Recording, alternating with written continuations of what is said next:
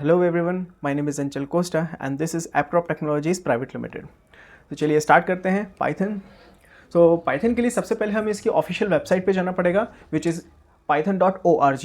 तो इसकी वेबसाइट पे हम जाएंगे और डाउनलोड्स में जाकर अभी जो लेटेस्ट वर्जन है वो हम डाउनलोड करेंगे। इसमें अभी हमारा जो लेटेस्ट चल रहा है 3.12.1 चल रहा है। इसे हम क्लिक करेंगे, सिंपली यहाँ से ये डाउनलोडिंग स्टार्ट हो जाएगी। तो मेरे कंप्यूटर में ऑलरेडी इंस्टॉल्ड है, तो मैं इसे अभी फ़िलहाल कैंसिल करूँगा। जब हम पाइथन इंस्टॉल कर चुके होंगे तो हमें यहाँ पर एक IDLE मिलेगा, IDLE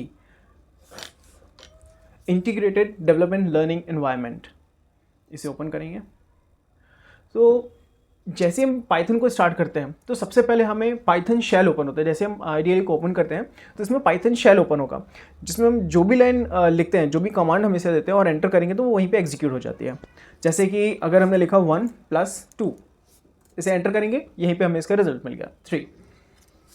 और कुछ और एग्जाम्पल देंगे, जैसे अर्थमेटिक ऑपरेटर्स की अगर हम बात करते हैं, सबसे पहले तो हम ऑपरेटर्स पे ही जाएंगे, क्योंकि ये प्रोग्रामिंग लैंग्वेज है, एक टाइप का एक मैथ्स होता है जिसका कैलकुलेशन इसका काम होता है। तो जैसे जिस तरीके से हम मैथ्स को समझते हैं तकरीबन उसी के अकॉर्डिंग हमें इसे भी ड्राई रन करना है और समझने की कोशिश करना है। तो चलिए सबसे पहले हम इसमें देख लेते हैं ऑपरेटर्स। जैसे कि प्लस हो गया, 3 + 5 हमने लिख लिया, इसमें हमें 8 मिल गया। हमने लिखा 4 ÷ 2। अब इसमें ध्यान देने वाली बात यह है, ये कुछ अलग दूसरी लैंग्वेजेस से थोड़ा डिफरेंट है। क्यों डिफरेंट है? क्योंकि इसने हमें लेवल अप करके एक प्लेटफॉर्म दिया है। लेवल अप मतलब क्या है कि जो हार्डकोर डीप में जो हमें स्टडी करनी पड़ती थी वो हमें नहीं करनी है, वो हम सरफेस पे भी काम चला सकते हैं। इसने काफ़ी हद तक चीज़ें हमारे लिए आसान कर दी है। जैसे कि अब हम बात करते हैं सिंगल स्लैश, जो कि हम डिवाइड के लिए यूज़ करते हैं। तो 4 ÷ 2 का आंसर क्या आएगा? गैस करिए। इसका आंसर 2 आना चाहिए। हम इसे एंटर करेंगे तो देखिए इसमें आ रहा आंसर 2.0। 2.0 इंपॉर्टेंट है। 2.0 जो कि पॉइंट वाली वैल्यूज़ होती हैं उन्हें हम फ्लोट वैल्यू बोलते हैं। ठीक है, फ्लोट वैल्यू जो वैल्यूज़ पॉइंट में होती है, जैसे 4.5, 6.9, इन वैल्यूज़ को हम फ्लोट वैल्यू बोलते हैं। अब हमने लिखा 4 /2। अब यहाँ पर देखिए, अब अगर हमने डबल स्लैश यहाँ पे यूज़ किया तो हमें पॉइंट वाली वैल्यूज़ नहीं मिलेगी, एक फ्लोर वैल्यू मिलेगी, मतलब कि पॉइंट में नंबर्स नहीं मिलेंगे, पॉइंट के बाद जो भी वैल्यूज़ होती है वो हट जाएंगी। तो इसके देखिए हमने एंटर किया, इसमें आंसर आ रहा है सिर्फ और सिर्फ 2। कुछ और एग्जांपल देखते हैं।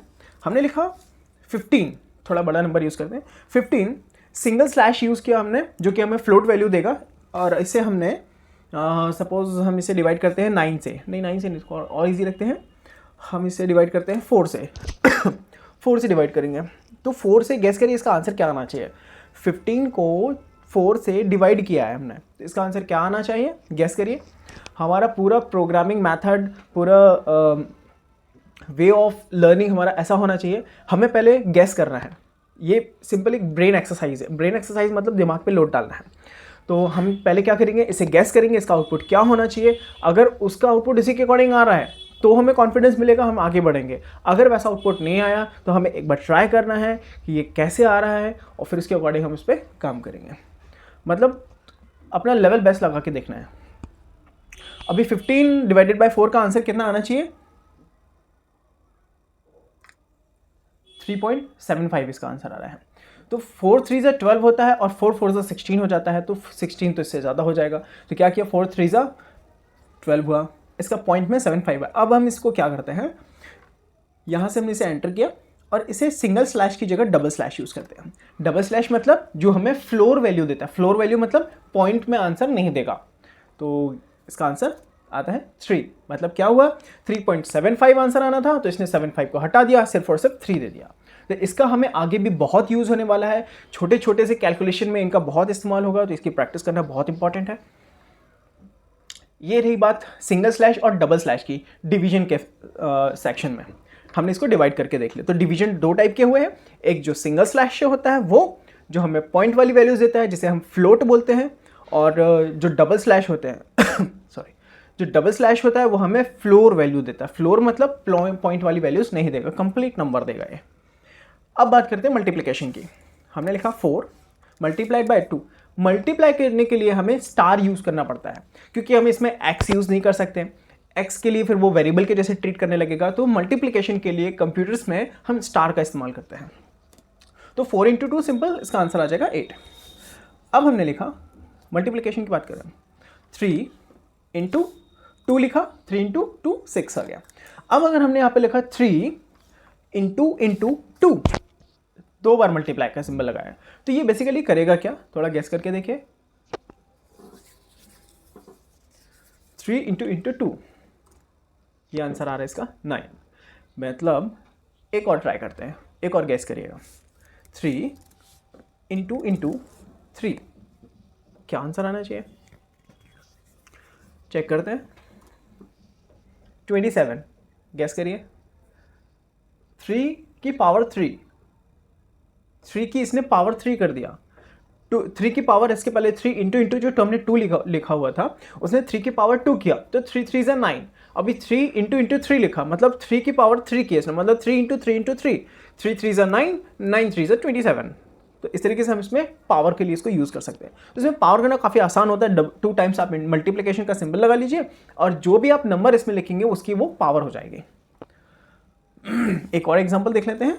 2 इंटू हमने लिखा 5, 2 की पावर 5, आंसर आ गया 32।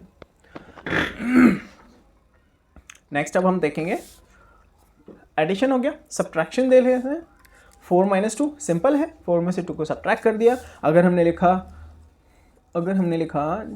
44 - 66, आंसर बताइए क्या आना चाहिए, इसका आंसर क्या आना चाहिए। बहुत इंपॉर्टेंट है, छोटा सा मिस्टेक परेशान कर सकता है, तो हमें सीरियस होने के लिए प्रैक्टिस करना है।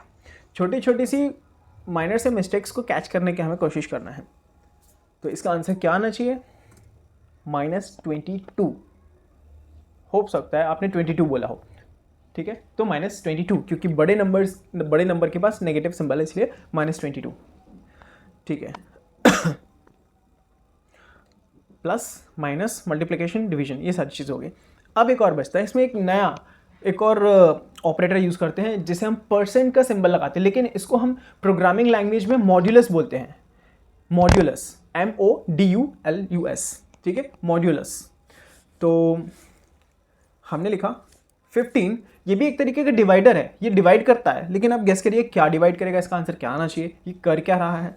हमने लिखा 15% 10%, मैं अभी बोल रहा हूँ, लेकिन इसको हमें बोलना चाहिए मॉड्यूलस, ठीक है। तो 15 मॉड्यूलस 10, 15 मॉड्यूलस 10, इसका आंसर मैं अभी रन कर देता हूँ, आप गेस करिए क्या आउटपुट आएगा इसका। कुछ और एग्जांपल्स में रन करूँगा। 15 को 10 से डिवाइड करने पे आंसर आ रहा है 5, गेस करिए क्या कर रहा है, ये ऑपरेटर करता क्या है, ये हमें चेक करना है। तो हमने लिखा 14 मॉड्यूलस 10, इसका आंसर आया 4। 13 मॉड्यूलस 10, इसका आंसर आया 3। आई होप आप लोग को पता चल गया होगा। तो ये क्या कर रहा है, डिवाइड तो कर रहा है, लेकिन जो रिमाइंडर आता है वो प्रिंट करता है। तो मॉड्यूलस जो है वो रिमाइंडर देता है हमें। डिवाइड करने पे जो बचता है नंबर, जो डिवाइड नहीं होता है, वो रिमाइंडर होता है, ठीक है। तो इसमें हम देखते हैं, एक एग्जांपल चलाकर देखते हैं इसे हम।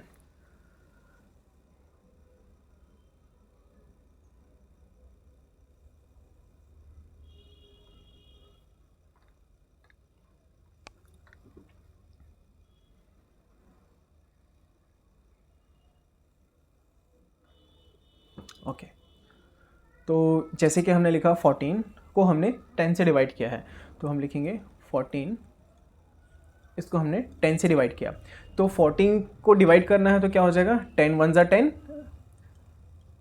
10 2 ज़ा तो 20 हो जाएगा, 22 से तो कर नहीं सकते इसको, बचेगा क्या 4।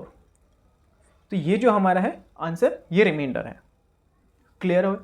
एक और एग्जांपल देखते हैं, जैसे कि हमने इसका एग्जांपल लेते हैं, 15 मॉड्यूलस 10 का एग्जांपल लेते हैं। तो हमने 15 को डिवाइड करना है 10 से, 10 1 ज़ा 10, 10 यहाँ पे आ गया 10, 5 इसमें रिमाइंडर आया, तो ये जो है वो आंसर आया। ये देखिए इसमें 5 आंसर आया, और ये जो 4 आया है, ये 4 देखिए, 14 को 10 से डिवाइड किया तो इसका आंसर ये आ गया 4। तो इस तरीके से ये रिमाइंडर देता है, ठीक है। और ये तो क्वेश्चन है, अगर हम सिंगल स्लैश यूज़ करते हैं तो ये हमारा आंसर इस तरह डबल स्लैश से हमारे ये आंसर देगा। अगर हमने सिंगल स्लैश यूज़ किया तो हमें पॉइंट में आंसर देगा ये, ठीक है। कंप्लीट करके इसको डिवाइड करना शुरू कर देगा।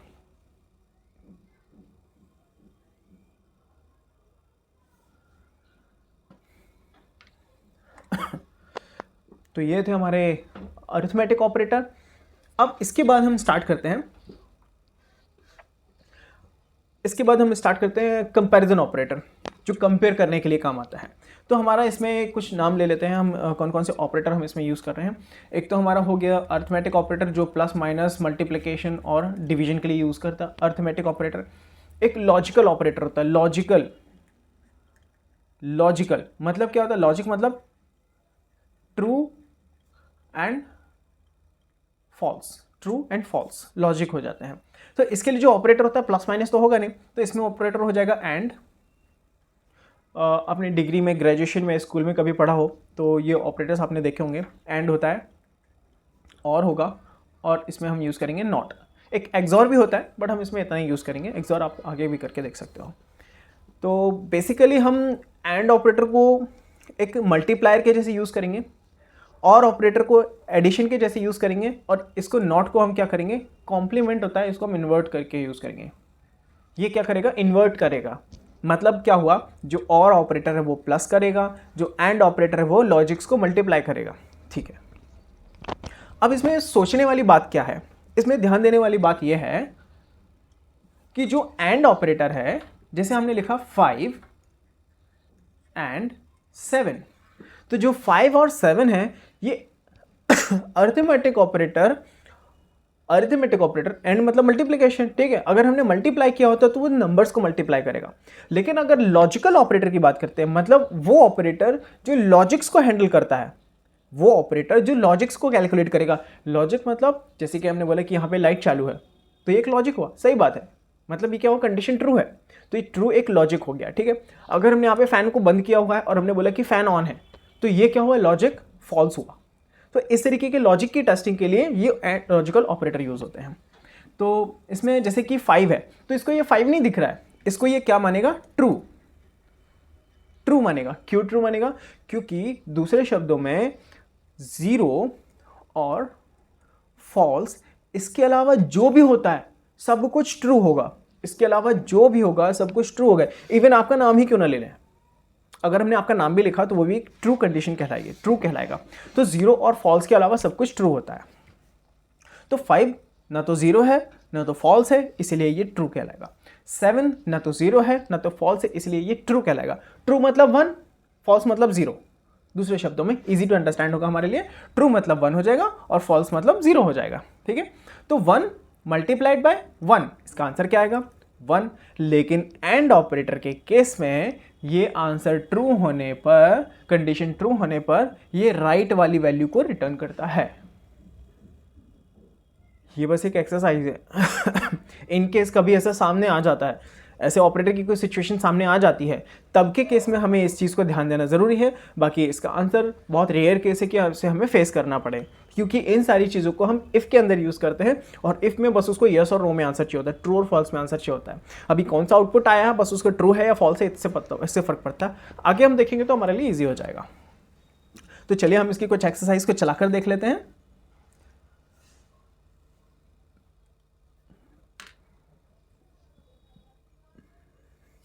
हमने लिखा 5 एंड 7। अभी हमने ये बोला था 5 एंड 7, 5 एंड 7 का आंसर क्या आएगा? 7। हमने यही बोला था।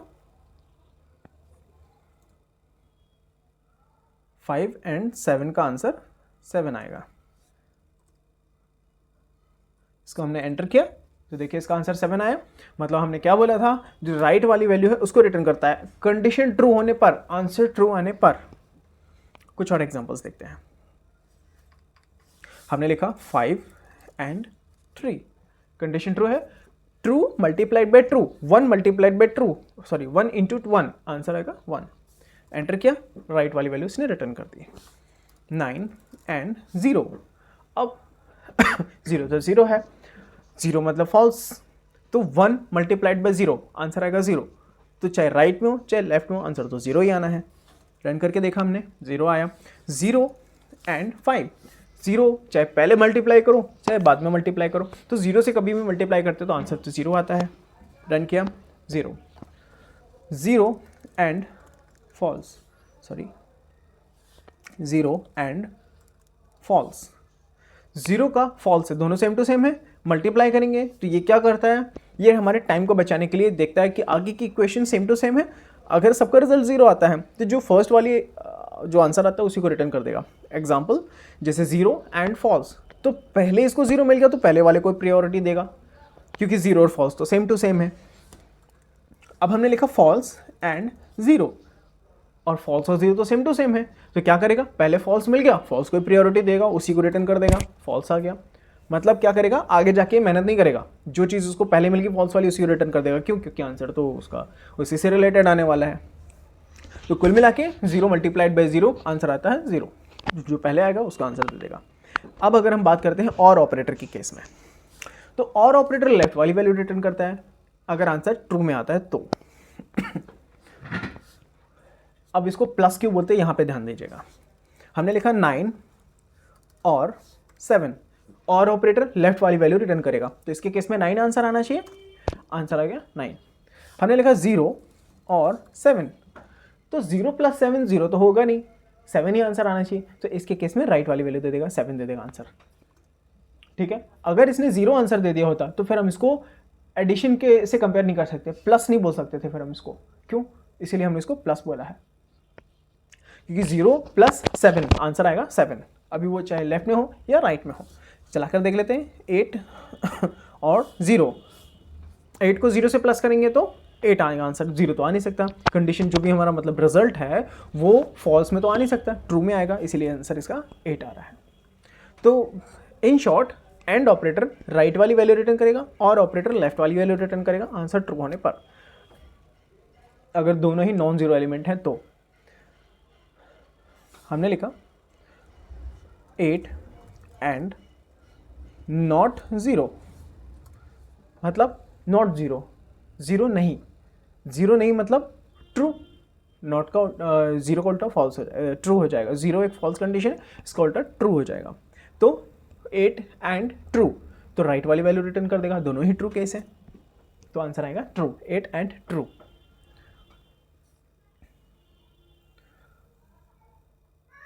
अब एक और इक्वेशन लिख के देखते हैं। जैसे कि हमने बोला था कि नाम, किसी का नाम, अगर आपका नाम भी हम लेते हैं तो वो भी एक ट्रू कंडीशन होती है, लेकिन नाम हमें लेना कैसे है, स्ट्रिंग के फॉर्म में, नाम हमें स्ट्रिंग के फॉर्म में लेना है। जैसे कि स्ट्रिंग मतलब सिंगल या डबल कोट्स हमें लगाना बहुत ज़रूरी है, तभी वो स्ट्रिंग होगी, वरना वो वेरिएबल होगी। अब वेरिएबल क्या होती है हम आगे डिस्कस करेंगे। तो हमने लिखा एपक्रॉप, इसको स्ट्रिंग से क्लोज कर दिया है। अगर आपने सिंगल कोट लगाया है तो सिंगल से क्लोज करना पड़ेगा, अगर आपने डबल कोट से ओपन किया है तो डबल कोट से ही क्लोज करना पड़ेगा। तो एपक्रॉप एंड 9, तो इसके केस में हमारी राइट वाली वैल्यू रिटर्न करेगा, क्यों, क्योंकि दोनों ही ट्रू है, आंसर 9 आ गया। अब अगर हमने इसको एंड हटाकर हमने लिख लिया और, तो और ऑपरेटर आंसर ट्रू होने पे, दोनों केस ट्रू होने पे लेफ्ट वाली वैल्यू रिटर्न करता है, तो इसका आंसर आना चाहिए एपक्रॉप। देखिए एपक्रॉप आ गया, ठीक है। अगर हमने सपोज कि जैसे कि मैंने बोला कि स्ट्रिंग बनाना ज़रूरी नहीं बनाया तो क्या हो जाएगा, तो चलिए लिख के देखते हैं एपक्रॉप। हमने सिंगल या डबल कोट्स नहीं लगाए, हमने डायरेक्टली एपक्रॉप लिख दिया, एंटर किया, तो क्या बोल रहे हैं यहाँ पर आप देखिए, ये जो एपक्रॉप है वो नेम एरर शो कर रहा है ना। ये कौन सी एरर है, नेम एरर। एपक्रॉप इज नॉट डिफाइंड, मतलब इसको पता ही नहीं चल रहा कि एपक्रॉप है क्या, एपक्रॉप है क्या। अगर मैंने आपसे बोल दिया मान लीजिए मैंने आपसे बोल दिया शी जिनपिंग, अगर आप उसे नहीं जानते हैं तो आप बोलेंगे ना क्या बोला आपने, आप उसे नहीं जानते, हिंदी में आपने बोला आप उसे नहीं जानते, तो टेक्निकल भाषा में बोल दिया अनडिफाइंड, कि आपने इसको डिफाइन नहीं किया, मतलब बताया नहीं है, आपने इसको नहीं बताया, ये अनडिफाइंड है हमारे लिए। तो एपक्रॉप को हमें डिफाइन करना पड़ेगा। तो चलिए अगर हमने इसको स्ट्रिंग नहीं बनाया तो दूसरा तरीका क्या है इसको डिफाइन करने का।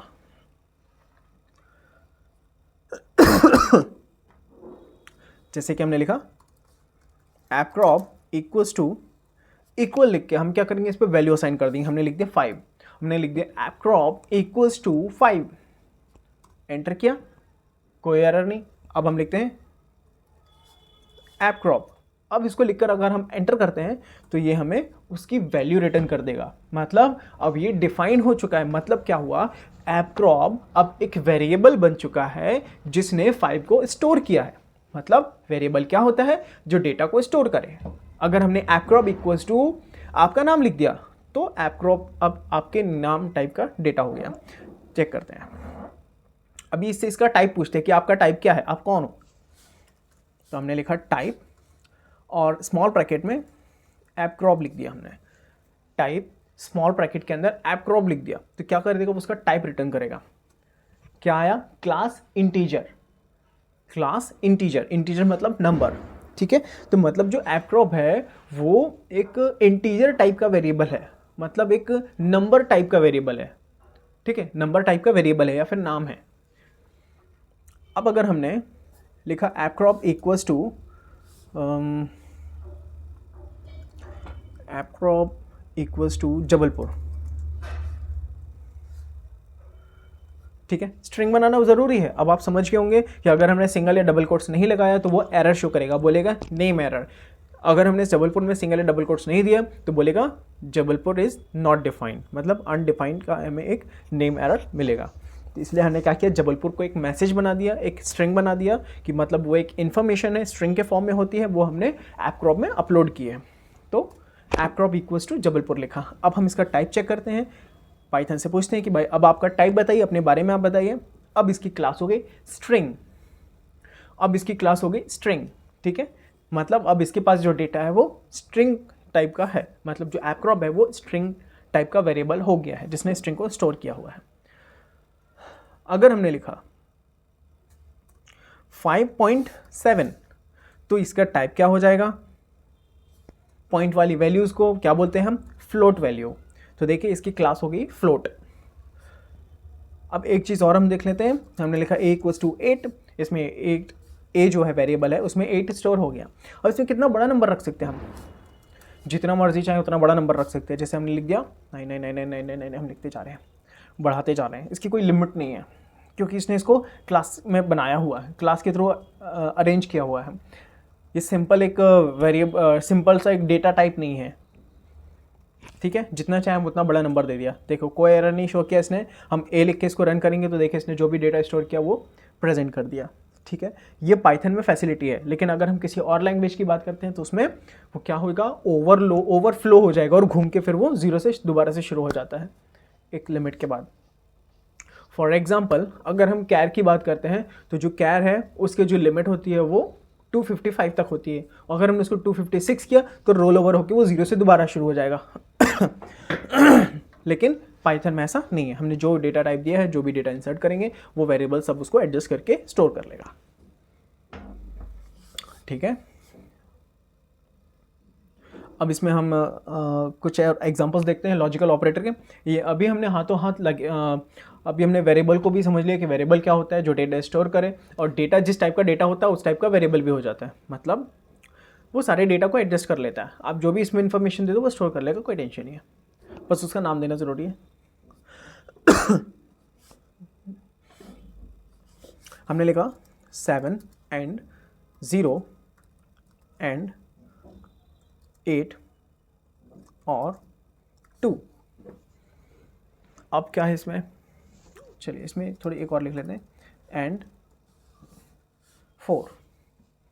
तो ये क्या है, ये एक बॉड मास के थ्रू ये भी सॉल्व होगा।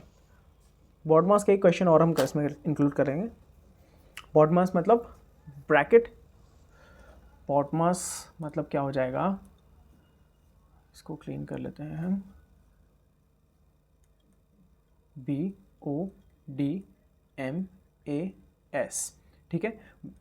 B फॉर ब्रैकेट, ऑफ मतलब क्या हो जाता है, स्क्वायर, स्क्वायर हो गया, पावर जो भी हम पावर लेना चाहते हैं वो ऑफ में आ जाती है, ठीक है। और ये क्या हो गया, डिवीजन हो गया, ये मल्टीप्लिकेशन हो गया, ये एडिशन हो गया और ये सब्ट्रैक्शन हो गया। तो इसका एक प्रेसिडेंस होता है कि आप सबसे पहले किसको प्रायोरिटी देते हैं, ठीक है। तो हमें सबसे पहले ब्रैकेट को देना है, ब्रैकेट इसमें है नहीं, हमें सबसे पहले प्रायोरिटी देना है ब्रैकेट को, ब्रैकेट इसमें है नहीं। और फिर इसके बाद पावर भी हमने इसमें यूज़ नहीं किया है। फिर डिवीजन, अब देखा जाए तो इसमें तो मल्टीप्लिकेशन वगैरह कोई भी सिंबल यूज़ नहीं हुआ है, लेकिन इसीलिए देखो हमने ध्यान से, हमने बोला था एंड मतलब मल्टीप्लाई, एंड मतलब मल्टीप्लाई, और मतलब प्लस, एंड मतलब मल्टीप्लाई, ठीक है। तो सबसे पहले मल्टीप्लिकेशन को सॉल्व करेंगे, मतलब 2 and 4, 2 and 4 में क्या आ जाएगा हमें, राइट हैंड साइड से हमने देख लिया 2 and 4 का आंसर आ गया 4, और 8 और 2, 2 तो होगा नहीं क्योंकि 2 and 4 तो सॉल्व हो गया है, तो 8 और 2, चलो इसको अभी हम पूरा पूरा लिख लेते हैं, 8 और ये 4 वाला जो सेक्शन है वो सॉल्व हो गया, 7 and 0, 7 and 0 क्या हो जाएगा 0, 7 और 0 से मल्टीप्लाई करेगा तो 0 हो जाएगा, ठीक है, तो हमने इसको भी ले लिया 0, ठीक है, तो हमने पास क्या आया 0 and 8 और 4, तो क्या हुआ 0 and 8 मल्टीप्लाई होगा 0 हो गया, और 4 प्लस 0 आंसर आएगा 4, चेक करते हैं,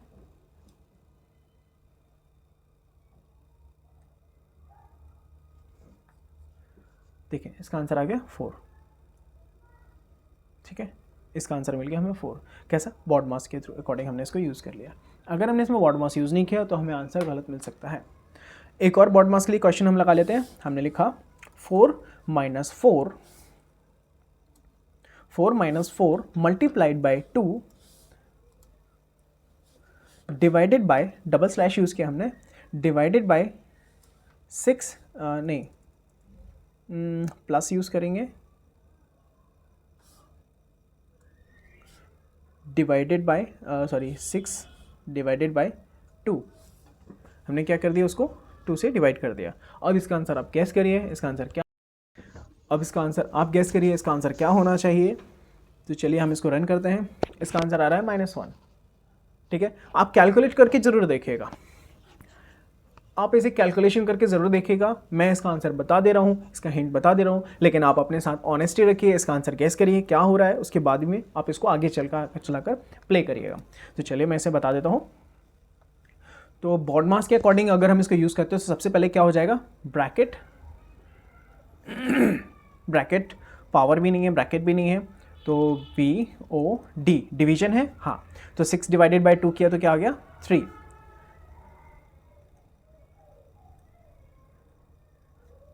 MAS मल्टीप्लिकेशन है, हाँ, हमने यहाँ पर लगा लिया प्लस, मल्टीप्लिकेशन को हमने यूज़ कर लिया, 8 हो गया और -4 हो गया, ठीक है। अभी हमारे पास ये इक्वेशन बनी। अब इसमें क्या होता है, सबसे पहले हमें क्या करना है, जो लास्ट का जो A और S है, लास्ट में जो A और S है मतलब एडिशन और सब्ट्रैक्शन है, तो ये इसका मतलब ये नहीं कि आपको पहले एडिशन सॉल्व करना है, नहीं, इसमें लेफ्ट टू राइट की तरफ हमें जाना है, लेफ्ट टू राइट की एडिशन और सब्ट्रैक्शन के केस में हमें लेफ्ट टू राइट सॉल्व करना पड़ता है। मतलब लेफ्ट में क्या आएगा, सबसे पहले हमारा 4 -8 सॉल्व होगा, तो इसका आंसर क्या आएगा -4 + 3, तो इसका आंसर क्या हो जाएगा -4 + 3 = 1, -1, ओके।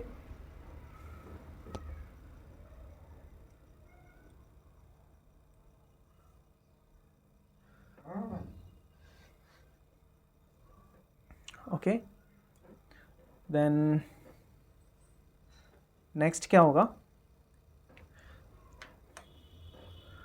ये हमारे ऑपरेटर्स हो गए, जिसमें हमने प्लस माइनस लॉजिकल ऑपरेटर बाकी चीज़ें देख ली हैं, एडिशन सब्ट्रैक्शन देख लिया, पावर है, पावर वगैरह हो गया, फ्लोर डिवीजन हो गया, पॉइंट वाले डिवीजन्स हो गए, ये सारी चीज़ें हमने देख ली है। अब नेक्स्ट वीडियो में हम अदर ऑपरेटर्स की बात करेंगे, जैसे कि मेंबरशिप ऑपरेटर है, अदर ऑपरेटर्स होते हैं, शिफ्ट ऑपरेटर है, और एक्सॉर की भी हम बात करेंगे। तो मिलते हैं नेक्स्ट वीडियो में, थैंक यू।